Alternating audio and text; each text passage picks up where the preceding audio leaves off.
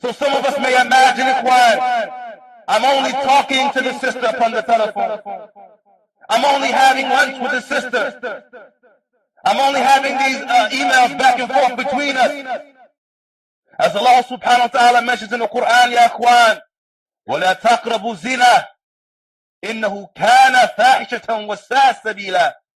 And do not come close to fornication. Do not even approach fornication. For indeed it is an evil way, an evil path, and illicit sin and transgression against Allah subhanahu wa ta'ala. The scholars have explained the meaning of this ayah, Ya Ikhwan, وَلَا تَقْرَبُوا الزِّنَا. Do not come close to fornication. Whatever leads to the haram, Ikhwan, whatever aids in doing that which is impermissible, is impermissible itself. So some of us may imagine, Ikhwan, I'm only talking to the sister upon the telephone. I'm only having lunch with the sister. I'm only having these emails back and forth between us without any mahram, without any wali or anyone present. I'm not actually doing anything. The scholars of Islam, Ikhwan, have explained in the authentic narration of the Prophet Muhammad sallallahu alaihi wasallam, collected by Bukhari and Muslim, upon the authority of the noble companion Abu Huraira, where the Prophet Muhammad says sallallahu alaihi wasallam, إن الله كتب الزنا أو حفظه على ابن آدم من الزنا. That Allah subhanahu wa ta'ala has written for the sons of Adam their portion of fornication. فالعين زناها النظر. The eye commits fornication, and the fornication of the eye is another, is the looking. So do not say that you are not committing fornication when you are looking at that which is impermissible to be looked at. The Prophet described it as zina, as we will discuss the lesser zina, the lesser fornication, bi'idhnillahi ta'ala, at the end of the narration. وَالْأُذُنْ زِنَاهَا اسْتِمَاعٌ.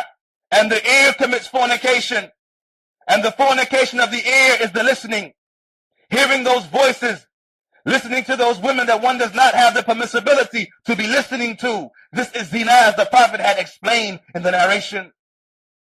وَزِنَا اللِّسَانِ الْكَلَامِ. And the tongue commits its fornication, and the fornication of the tongue is the speech, speaking to those who it is not permissible to be speaking to, whether it be upon the telephone or in person. Ikhwan, the Prophet ﷺ left it general by saying that the lisan, the zina of the tongue, is the speaking. And he went on and continued, Ikhwan, that the hand commits fornication, it is the touching. The lips commit fornication, is the kissing. The feet commit the fornication, it is the moving towards the fornication of the zina. وَالنَّفْسُ تَتَمَنَّى وَتَشْتَهِي. And the soul commits its fornication, desiring this affair, desiring to commit this act. وَالْفَرْجُ يُصَدِّقُ أَوْ يُكَذِّبُ. And the private parts either affirm this matter or negate it. So the scholars have explained in this narration, Ikhwan, from them Ibn Hajar and from the Imam al-Nawawi in their books of the explanations of the hadith, that all of these affairs, of these acts, Ikhwan, are that which leads to fornication. The looking, the listening, the talking, the touching, all of it leads to the greater fornication, Ikhwan. All of it leads to the greater fornication. And let us understand that it was not for these acts of looking and listening, then who would commit the greatest act or the greater act of a zina? So no one should make these matters a small affair. No one should make these matters and say, هَذَا مِنَ الصَّغَائِرِ. This is only from the minor sins. As if this matter has no consequences. As if the scholars have not mentioned that those minor sins are that which lead to the greater sin. Allah says, وَلَا تَقْرَبُوا الزِّنَا. Do not come close to fornication. So therefore, anything that will lead towards it, Ikhwan, is also haram, impermissible. Therefore, as Ibn Qayyim had mentioned, Ikhwan, there is no question that the small spark makes the great fire. Every great fire starts, Ikhwan, with a small spark. So therefore, the eyes, that when they see these affairs, it calls one towards this great fire. It is the spark, Ikhwan, that moves one towards the greater sin.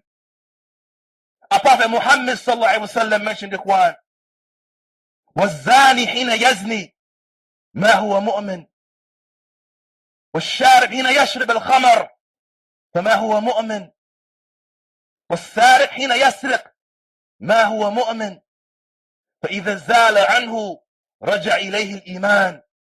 Our Prophet Muhammad explained, Ikhwan, the evils of these sins and transgression against Allah subhanahu wa ta'ala. As we discussed in more than one khutbah, that many of the people, Ikhwan, they fear the sin itself. But as Ibn Qayyim said, one of the Salaf said, I fear kufr. I fear falling into disbelief. Prophet Muhammad said, Ikhwan, that the one who fornicates while he is fornicating, he is not a believer. And the one who drinks intoxicants while he is drinking intoxicants, he is not a believer. And the one who steals while he is stealing, he is not a believer. But when he leaves off these matters, his iman returns back to him. The scholars have explained, Ikhwan, the meaning of this narration. That there is no doubt, Ikhwan, that iman rises. It increases and decreases. It increases with obedience to Allah subhanahu wa ta'ala and decreases with disobedience to Allah. So when the individual does these acts of sin and transgression, he does an act of disbelief. He does an act of disbelief against Allah subhanahu wa ta'ala. He does an act that is displeasing to Allah.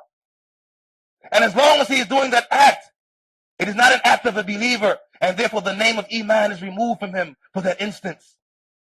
And if he continues in that act, Ikhwan, mustamirun alayhi, if he continues in this act, Ikhwan, as the scholars have mentioned, we fear for him kufr, disbelief.